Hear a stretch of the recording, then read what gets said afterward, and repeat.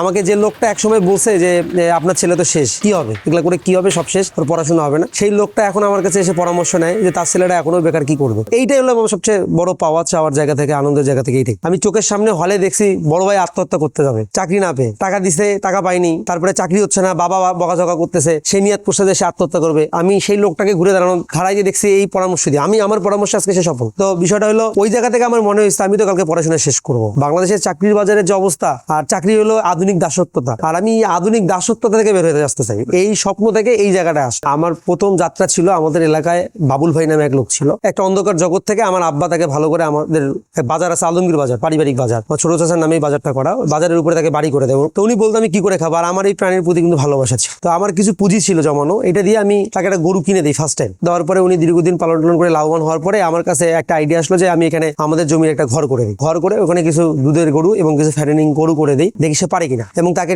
প্রাণী সম্পদ থেকে একটা ছোটখাটো প্রশিক্ষণের ব্যবস্থা করে দেওয়াইলাম। এবং আমি ঢাকা থেকে পরিচালনা করতাম, আমি মোবাইলে ভিডিওতে গরু দেখতাম এবং প্রতি মাসে 2 বার করে আসতাম, পরে আলহামদুলিল্লাহ সেখান থেকে প্রফিট আসা শুরু হলো। ওখান থেকে আমি 8 থেকে 10টা গরু আমার পুঁজি দাঁড় হয়ে যায়। তারপরে আমি আরো কিছু টাকা এখানে ইনভেস্ট করি। এটা ভালোবাসার যে একটা জায়গা, আপনি জানেন না, রাত 12টার সময় যখন খামারে আমি আসি, বাসা ঢুকে গেট খুলবো, সব গরু একসঙ্গে ভাবাবে। এটা হচ্ছে গরুর প্রতি মালিকের ভালোবাসা, আর মালিকের মাধ্যমে কর্মচারীর প্রতি ভালোবাসা। আজকে অনেক লোক করে খাচ্ছে, ভালো লাগে আমার সকালবেলা আমার এখানে দুধ নেওয়ার জন্য মানুষজন এসে দাঁড়ায়, অনেক লোক দাঁড়ায়, ভালো দুধ পাচ্ছে, কেউ দোয়া দিচ্ছে। রমজান মাসে কত লোক মাথার সাথে দোয়া দিয়ে, বাবা তো দুধ দিয়ে ভাত খেয়ে আমি রোজা আছি। নেগেটিভ সাইন্স থাকবে আমাদের সমাজে, কিছু লোক আছে শিক্ষিত নামে মূর্খ, যাদের কাজে হইলো পিছনে মানুষের একটু কলকাটে নানারি করা। আমার মিসেস কিন্তু BSc engineer, CSC engineering complete করছে। দেখা গেল যে সেও মানায় নিছে, সেও দেখাশোনা করে। আমার মা একজন শিক্ষিকা, সে দেখাশোনা করে। আমার ছোট ভাই সেও একজন ডিপ্লোমা ইঞ্জিনিয়ার, সে দেখাশোনা করে। বড় ভাই দেখাশোনা করে। আমরা কিন্তু সম্মিলিত ফ্যামিলি, সবাই মিলে দেখাশোনা করি। আমাদের কাছে মানুষের কথা কিছু মনে হয় না, আমার কাছে মনে হয় যে এই প্রজেক্টটা কিভাবে ডেভেলপ করবো। প্রথম অবস্থায় আমার বাবা কিন্তু এটা আমার বিপক্ষে ছিল। আমি প্রথম যেদিন ঈদ গাতি, আমার মা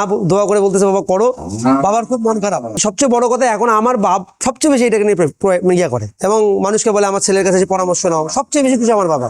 বাংলাদেশে যত বিজনেস আছে, একটা বিজনেসে 95% ডেভেলপ করা সম্ভব, সেটা হলো ডেইরি সেক্টর বা ফ্যাটেনিং সেক্টর এবং গবাদি পশু। অল্প জায়গার মধ্যে আপনি কৃষিক্ষেত্রে যদি বলেন, সর্বোচ্চ দেখা গেল যে 70 মনের জায়গায় 80 মন ধান হবে, কিন্তু আমি ডেইরি সেক্টরে বললে 40 লিটার মধ্যে একটা গাভী থেকে দুধ হবে। কিন্তু 60 শতক জমি তো আপনার লাগবে না। 60 শতক জমি যদি আপনার থাকে, একটা গরু জনের রাজা, সে ঘাসটা খেয়ে শেষ করতে পারবেন। এই সেক্টরটা থেকে খুব দ্রুত আগানো সম্ভব, যদি কিনা সেটা বৈজ্ঞানিক পদ্ধতিতে হয়, নিয়মতান্ত্রিক উপায়ে হয়, খাবার ম্যানেজমেন্ট ঠিক থাকে। তাহলে আমার অরিজিনাল যাত্রা শুরু কিন্তু 7,000 টাকা থেকে। আমি প্রথম যে গরুটা কিনি, এই গরুটা 7,000 টাকা দিয়ে কিনে 6,500 টাকা বিক্রি করি। আমি কিন্তু এটাকে দেখে ভয় পাই নাই, 500 টাকা লস হচ্ছে। এটার কারণটা কি, আমি প্রথম যখন জানি না, আমি গরু কিনে ম্যানেজমেন্টের অভাব বা যাকে দিয়েছে সে ভালো না, আমি পরবর্তীতে আবার সেখান থেকে 18,000 টাকা দিয়ে 2টা গরু কিনি। আমি সেই একটা গরু থেকে আজকে আমার এই অবস্থা। এটা 2017-18 সালের ঘটনা। মানে আমি কিন্তু ওই 500 টাকা লসটাকে গ্রহণ না করে আমি ওইটাকেই পুঁজি করছি। মানে আমি এটা থেকে পারবো, ঘুরে দাঁড়াতে পারবো। আমি শেখার জন্য শুরু করে আজকে সেই 500 টাকা লসের জায়গা থেকে লাভ, আজকে আমার খামার থেকে মোটামুটি 8 থেকে 10,000 টাকা দুধ বিক্রি হয়। আমি কিন্তু আসলে ব্যাচেলর এডুকেশন অনার্স নিয়ে পড়াশোনা করছি। আমি কিন্তু শিক্ষা নিয়ে পড়াশোনা করছি।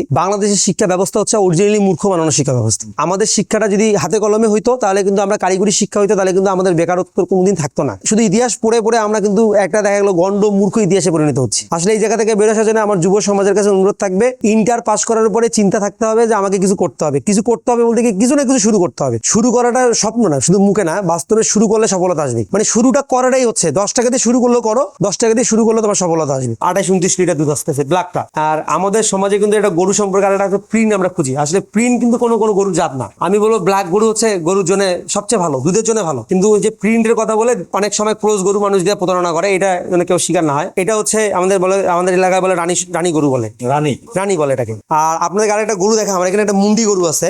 এই গরুটা যেমন শান্ত হয়, দুধের জন্য তত ভালো এবং মানে দুধের প্রোডাকশন খুব বেশি হয়। তবে আমরা নতুন করে যে গবেষণায় দেখছি, বড় গরুতে কিন্তু কস্টিং অনেক বেশি, ছোট গরুতে কস্টিং। দুধের গরু কিন্তু যত ছোট সাইজের হবে, দুধের প্রোডাকশন যদি বেশি হয়, খাবার কস্টিং কম হয়, এতে বেনিফিট বেশি করা যায়। প্রাণী হচ্ছে মানুষের মনের যে খোরাকের জায়গাটা প্রাণী থেকে আসে। আমরা যে যাই করি, দিন শেষে মানুষের আত্মতৃপ্তি এবং প্রশান্তির জন্য যে জায়গাটা হচ্ছে খামার। আমার খামারে একটা বাছুর যখন হয়, খুব ডিপ্রেশন মুহূর্তটা এসে আমি ওখানে সময় কাটাই, কারণ তখন ভালো লাগে এবং মানসিক ডিপ্রেশন কাটে, এতে শারীরিক তৃপ্তি থাকে এবং এইটাতে বাংলাদেশ 95% ডেভেলপ করা সম্ভব। আমি যখন ক্লাস 5-এ পড়তাম, আমাদের কোরবানির গরু কিনতে, কিন্তু আমার ভালোবাসাটা কিন্তু কোরবানির গরু থেকে শুরু। মানে কোরবানির গরু কিনলে গরুটাকে সময় দিতাম, লালন পালন করতাম, দেখতাম। আর আমার একটা খুব বিশেষ গুণ হচ্ছে, খুব বড় বড় গরু নিয়ে আসলো, গরুগুলো আমাকে ঠেসাইতো না, সবাইকে ঠেসাইতো। এই জায়গা থেকে আমার দুর্বলতা কাজ করে। সেই দুর্বলতা থেকে আলহামদুলিল্লাহ এখন মোটামুটি আমি একজন ছোটখাটো খামারই বলা যায়। আমি যুব উন্নয়ন থেকে প্রশিক্ষণ নিছি, প্রাণী সম্পদ থেকে একের অধিক প্রশিক্ষণ নিছি এবং আমার এই খামার করার পরে আমি এত খামার ভিজিট করছি সারা বাংলাদেশ, যেটা বলে শেষ করতে পারবো না। আর আমার এই প্রাণীগুলো দেখতে ভালো লাগে। তো আমি যখনই শুনি যে কোনো জায়গায় এরকম ভালো খামারি আছে, আমি ছুটে যাই, দেখি ওদের বিভিন্ন জিনিস আইডিয়া নিয়ে আসি এবং সেটা অ্যাপ্লাই করি, এবং যেটাতে আমি সফল হই সেটা করি। আমি কিন্তু বানানো খাবার খাওয়াই, আমি নিজে একটা রেশন বানাই।